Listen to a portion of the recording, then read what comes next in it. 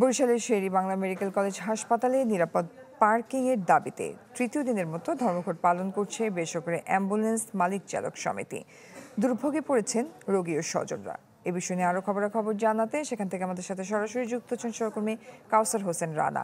রানার, এই ধর্মঘটের কারণে স্বাভাবিকভাবে রোগীরা একটা দুর্ভোগে পড়েছে, কি বলছেন তারা? Furniture just smarter, JMG furniture.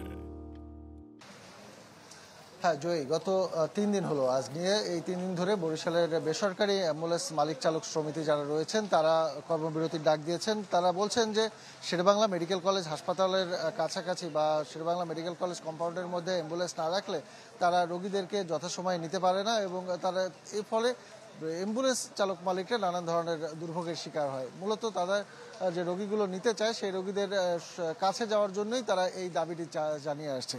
এদিকে ধর্মঘটের কারণে বরিশাল মেডিকেলের যে সাধারণ রোগী রয়েছেন যারা বিভিন্ন সময় এই অ্যাম্বুলেন্সগুলো ভাড়া নিয়ে বিভিন্ন জায়গায় যাবেন বলে সিদ্ধান্ত নিচ্ছেন, তারা কিন্তু চরম বিপাকের শিকার হচ্ছেন। কারণ আপনি জানেন যে সরকারি অ্যাম্বুলেন্সের সংখ্যা কিন্তু খুব বেশি নয়, যার ফলে এই অ্যাম্বুলেন্সগুলোকে জোগাড় করা বা এই অ্যাম্বুলেন্সগুলোর সাথে যোগাযোগ করা, তাদের মাধ্যমে কোথাও যেতে চাওয়া, এটি কিন্তু খুব কষ্টকর এবং দুষ্কর একটি ব্যাপার হয়ে দাঁড়ায়, যে কারণে কিন্তু রোগীরা কিন্তু তাদেরকে খুঁজে পায় না।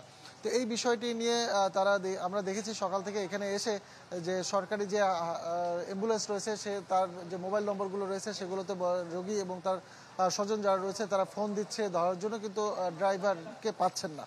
এই বিষয়গুলোর জন্য তারা ভোগান্তির শিকার হচ্ছেন। আমরা কর্তৃপক্ষের সাথে কথা বলেছি, তারা বলছে যে তাদের যেটুকু সার্ভিস রয়েছে সেটুকু তারা দেওয়ার চেষ্টা করছেন। বেসরকারি যে অ্যাম্বুলেন্স রয়েছে সেটি আসলে তাদের আওতাভুক্ত না। তো এই ছিল এখানকার সর্বশেষ পরিস্থিতি। জয়ী। রানা, ধন্যবাদ আপনাকে। দর্শক, বরিশাল থেকে বেসরকারি অ্যাম্বুলেন্স মালিক চালক সমিতির ধর্মঘটের খবরাখবর জানাচ্ছিলেন কাউসার হোসেন রানা।